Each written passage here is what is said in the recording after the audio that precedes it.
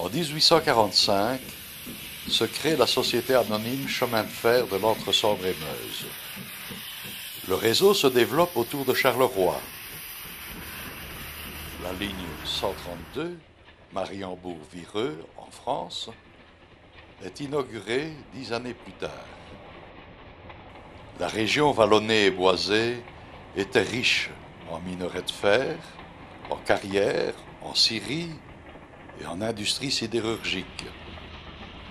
Une ligne de chemin de fer permettait de transporter ces différents produits vers la sidérurgie de Charleroi.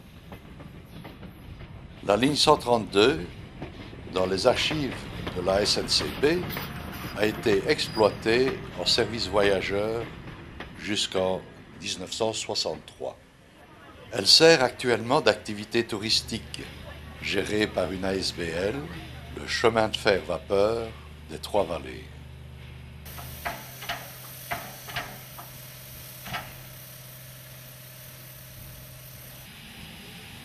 La rotonde de Mariembourg abrite un ensemble de matériel ferroviaire restauré, témoin d'un passé riche. Les machines proviennent de charbonnage, d'industrie et de verrerie. Vers la fin des années 1975, seuls les trains de marchandises nourrissaient encore les entrailles de ces convois, orphelins des joies, des peines et des rêves de ses passagers. D'anciens tractionnaires retraités, de plus jeunes cheminots et de nombreux amateurs ferroviaires consacrent bénévolement une partie de leurs loisirs au chemin de fer vapeur des Trois-Vallées. L'équipage d'une locomotive vapeur se compose d'un machiniste et d'un chauffeur pour soigner le foyer.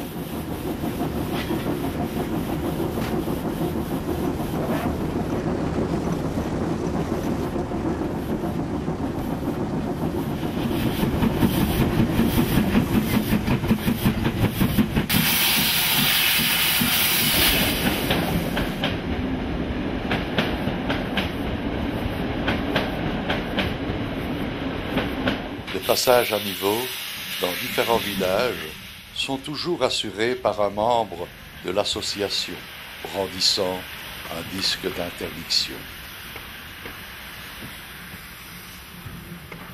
La voie ferrée d'environ 14 km parcourt le pays du Viroin et traverse 3 régions géographiquement distinctes, les Trois-Vallées.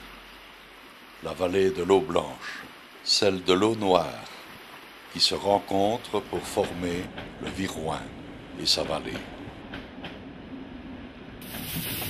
Autrefois, nombreuses furent les carrières exploitées pour la construction d'habitations locales.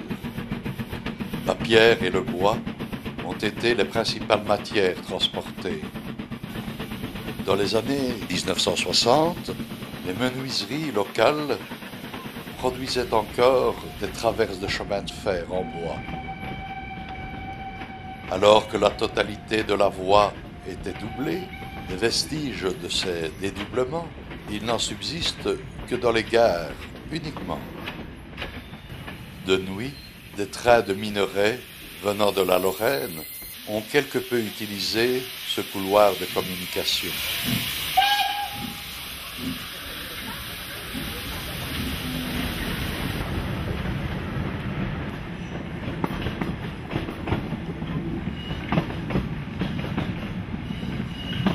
À quelques pas de la gare de Treigne, de vieilles carcasses attendent leur remise en état sur les voies de l'atelier des réparations.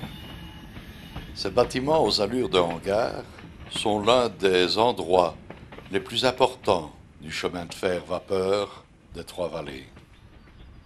Le centre de formation de Treigne travaille à la conservation de ce patrimoine ferroviaire. Ouvert en 1994, le musée du chemin de fer rassemble sur 4 voies de 110 mètres de long une collection importante de locomotives à vapeur, d'autorails, de voitures à voyageurs, ainsi que du matériel de service. Vireux étant en France, une gare frontière fut construite à Traigne en 1902. La première partie du bâtiment servait de gare. La seconde partie était réservée à la douane. Plusieurs miradors en bois se trouvaient sur le site. Ils aidaient les douaniers à inspecter les convois. Vers le fond du site se trouve une plaque tournante manuelle, servant autrefois à virer les locomotives, cheminées vers l'avant pour le trajet retour.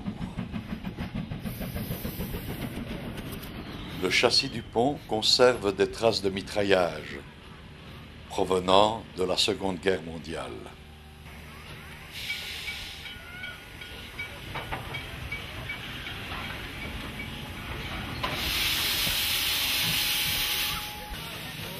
Élément le plus important, la consommation d'eau varie de 2000 à 3000 litres, suivant la puissance et le poids de la machine.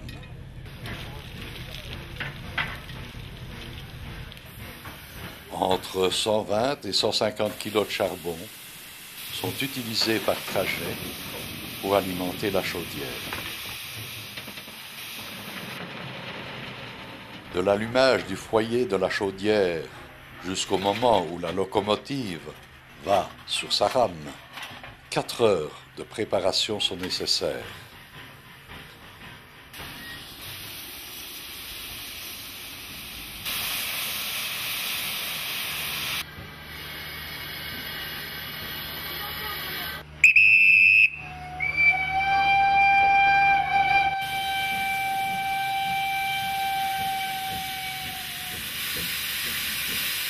Diverses expositions temporaires et festivals de la vapeur invitent petits et grands à revivre le passé ferroviaire.